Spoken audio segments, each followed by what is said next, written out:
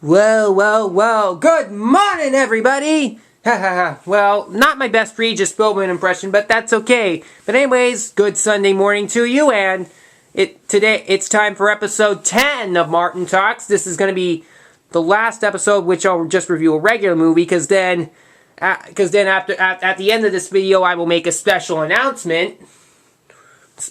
But anyways, for today's film I'm going to review, it's a direct-to-video animated movie, and it's by Disney. It was the very first direct-to-video movie that they ever released, and it's also my all-time favorite Disney direct-to-video sequel, and that's The Return of Jafar. Yup, most of the Aladdin cast returns in this one. Of course, however, in this movie, the genie is voiced by Simpsons actor Dan Castellaneta. Instead... instead of Robin Williams. But hey, Dan Castellaneta is a good guy. I'm familiar with him, and he does a good job. He did a good job voicing the genie as well. Of course, I still like this over The King of Thieves because it has Jafar in it.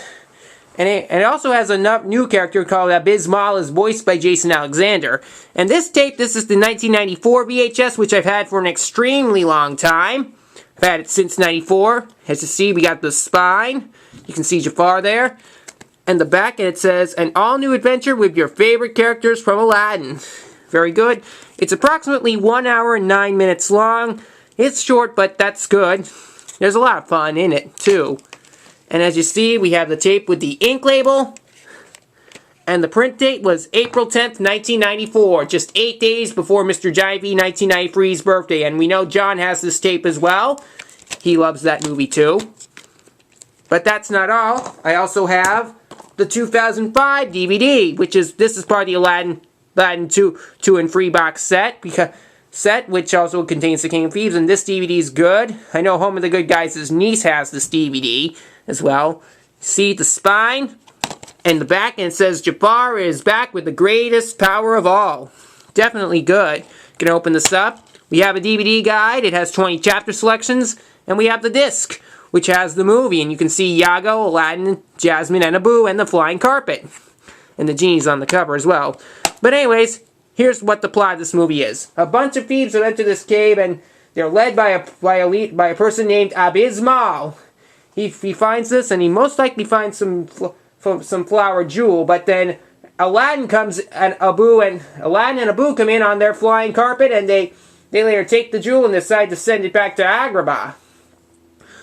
And meanwhile, we see Iago then stuck in the Black Lamp along with Jafar, which Iago somehow decides that he's had enough with working with Jafar, in which Iago does a song called "I'm Looking Out for Me," which is good, and Iago actually did sing pretty well, since Gilbert Gottfried was able to do his own singing in that, which is fantastic indeed. Great song.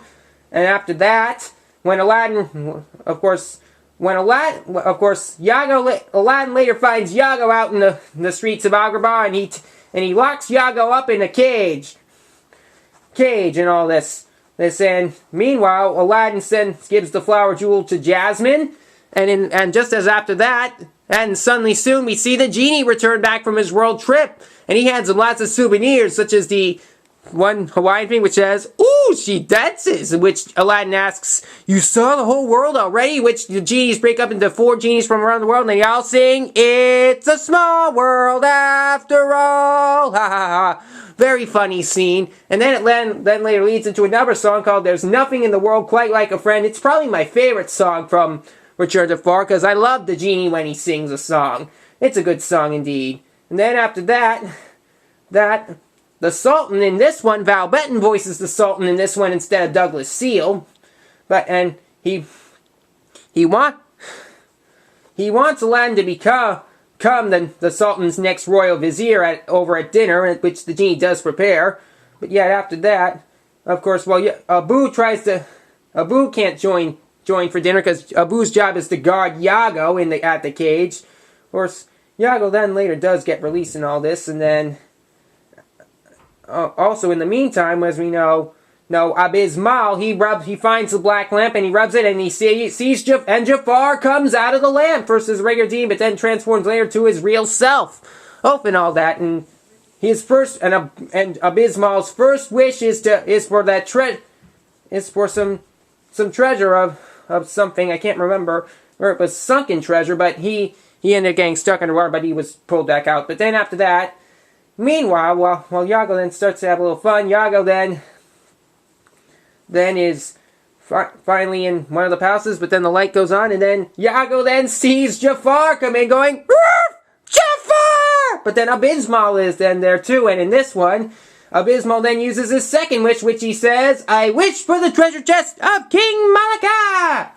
Which is kind of like, I think that's right, but it is a treasure chest, but not sunken. But anyways, then later there's then a pool game, which the genie and Abu play, but then Yago then gets one of the pool balls, accidentally gets one of the pool balls stuck in his mouth, and the genie and Abu take it out, but then after that they resume their pool game, and then meanwhile, Aladdin and the Sultan then go out on a flying carpet ride, which they leave. Of course, the genie tries to catch up, but by saying, make way for the picnic boys, but Jasmine then suddenly says, they already left without us, said the genie. But yet they still, the genie and Abu do have a nice picnic lunch and all this. But then, while Aladdin and the Sultan are enjoying a ride, of course, then the genie and Abu, while they have their picnic, a bunch of spiders come in. But then later turns and they find Jafar has come, in which Jafar tells the genie that he's only second rate, which leads to that song, You're Only Second Rate. Okay, so there was another song in between and from the Return of Jafar, which that's Yago sings to Jasmine about Forget About Love, but they still have some times. But anyways, with that, after that song, we know the genie imprisons both Jafar imprisons both the genie and Jasmine and all this. But then after that, Aladdin and the Sultan then know that Jafar is coming, and then they somehow return back, of course. But then, of course, the Sultan ends up getting kidnapped by Jafar. Of course, Razul tells Aladdin that he thinks he's arrested for murder of the Sultan, although Aladdin really didn't kill the Sultan.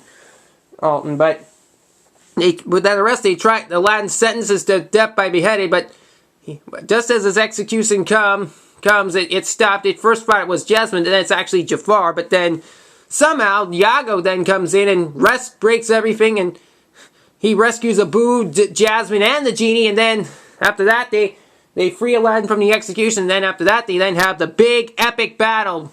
Aladdin, the genie, and Jasmine have that big epic battle between Jafar. Of course, Yago actually fights in the battle with the good guys. Of course, Abismal does try to use his final wish, but he just can't say it. But then, of course, after that, the big battle comes on, and Jafar... and finally, with all this help with Yago, Jafar is finally defeated and destroyed for good. And then after that, of course, Yago is injured, but he is able to recover. And with that, Yago now is more on the friend's side now. And it actually has a good ending. So, yeah. The Return of Jafar is a great film. We do have the credits, which have an instrumental version of Forget About Love, but then there's one brief scene after that, which has Abismal still hanging on a tree, which he finally says, does this mean I don't get my third wish? Ha ha ha. But that's still funny indeed. After all, The Return of Jafar is a good... Actually, I do like it. I know many people just call this a mediocre sequel, but I actually find it pretty good. So, I enjoy seeing it, and I know, I'll definitely want to watch the sequel again soon, because The Return of Jafar is a great Disney direct-to-video sequel. So, there you go on that. Well, that's my review of The Return of Jafar, and now I have the big announcement. Because, as you know, since Thanksgiving is coming soon, and since the month of December, and since the holidays will be coming around soon, here's the big announcement. Because for this big announcement, from starting on Friday, November 26th, and continuing all the way up to Christmas Day, all the future episodes of Martin Talkz will be reviews of holiday movies. So I'll be reviewing some great Christmas movies for you all to enjoy all your joy. So you'll definitely want to have a happy holidays with these future episodes of Martin Talkz. So there you go. Well, anyways, thanks for watching this episode of Martin Talkz, and I'll see my next episode of Martin Talkz won't be until Friday at the earliest, in which for the first holiday movie I'll review, for episode 11, I will review the 1996 holiday movie Jingle All the Way. But until then, have a good day, and I'll see you all next time.